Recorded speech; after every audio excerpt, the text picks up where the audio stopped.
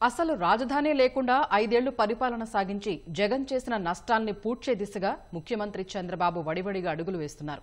రాష్ట్రానికి ఆర్థిక దిక్సూచిగా ఉపయోగపడే అమరావతిని తిరిగి పట్టాలెక్కించే బాధ్యతను తన భుజస్కంధాలపై వేసుకున్నారు. వీలైనంత త్వరగా అమరావతిని నివాసయోగ్యంగా మార్చేందుకు అభివృద్ధి బాట పట్టించే చర్యలకు శ్రీకారం చుట్టారు.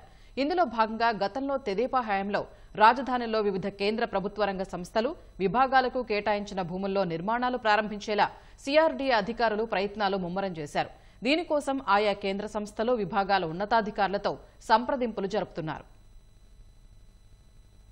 2014-19లో ఇప్పుడు పురపాలక శాఖ మంత్రిగా ఉన్న నారాయణే అప్పుడు ఉన్నారు. ఆయన అమరావతి నిర్మాణంలో కీలక భూమిక పోషించారు. ఇటీవల సిఆర్డీఏ కమిషనర్ గా కాటమనేని భాస్కర్ ను ప్రభుత్వం బదిలీ చేయడంతో అమరావతి పూర్వ వైభవానికి వేగంగా అడుగులు పడుతున్నాయి. గతంలో చంద్రబాబు ప్రభుత్వం అమరావతిలో ఆర్థిక కార్యకలాపాలు, జనావాసాలు పెంచేందుకు పలు సంస్థలకు భూములు కేటాయించింది. 130 ప్రభుత్వ, ప్రైవేటు సంస్థలకు అప్పట్లో 1135 ఎకరాలకు పైగా భూముల్ని కేటాయించింది. కొన్నింటికి ఉచితంగాను, పలు సంస్థలకు 33 నుంచి 60 ఏళ్ల వరకు లీజు ప్రాతిపదికన నామమాత్రపు ధరకు ఇచ్చారు. ఆయా సంస్థలు తమ కార్యకలాపాలు ప్రారంభించేలా చూసేందుకు సిఆర్డీఏ అధికారులు తొలిదశలో కేంద్ర ప్రభుత్వ విభాగాలు, సంస్థలపై దృష్టి సారించారు. Civil supplies institute, FCI, RBI, IOC, bank of India, NID, CITD, postal శాఖ, కేంద్రీయ విద్యాలయాలు, కాగ్, భారత వాతావరణ పరిశోధన విభాగం, central public works department, BPCL, UBI,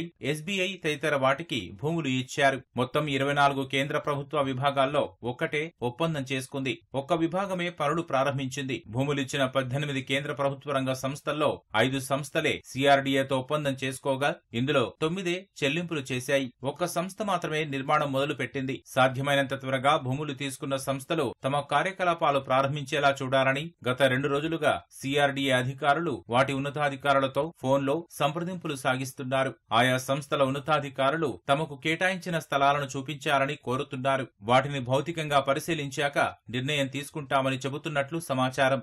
భూములు కేటాయించిన సంస్థలు అమరావతిలో తమ కార్యకలాపాలు ప్రారంభిస్తే రాజధాని నివాసయోగ్య నగరంగా రూపాంతరం చెందుతుంది. ఆయా సంస్థల్లో పనిచేసే ఉద్యోగుల రాకతో ఆవాసాలు పెరుగుతాయి. దీనివల్ల ప్రత్యక్ష, పరోక్ష ఉపాధి అవకాశాలు అదే స్థాయిలో ఎగబాకుతాయి. నగదు చెలామణి పెరిగి ఆర్థిక కార్యకలాపాలు ఊపందుకుంటాయి. వీటికి అనుబంధంగా పరిశ్రమలు వచ్చే అవకాశాలున్నాయి. రాజధాని ప్రాంతంలో సిఆర్డీఏ త్వరితగతిన మౌలిక వసతులను సమకూర్చితే అత్యున్నత నగరంగా అమరావతి ఎదిగే అవకాశాలు మెండుగా కనిపిస్తున్నాయి. ఒక్కో ఇటుక పేర్చుకుంటూ ముందుకు సాగితేనే అమరావతి జవసత్వాలు నింపుకొని రాష్ట్రానికి ఆర్థిక చుక్కానలా ఎదుగుతుంది.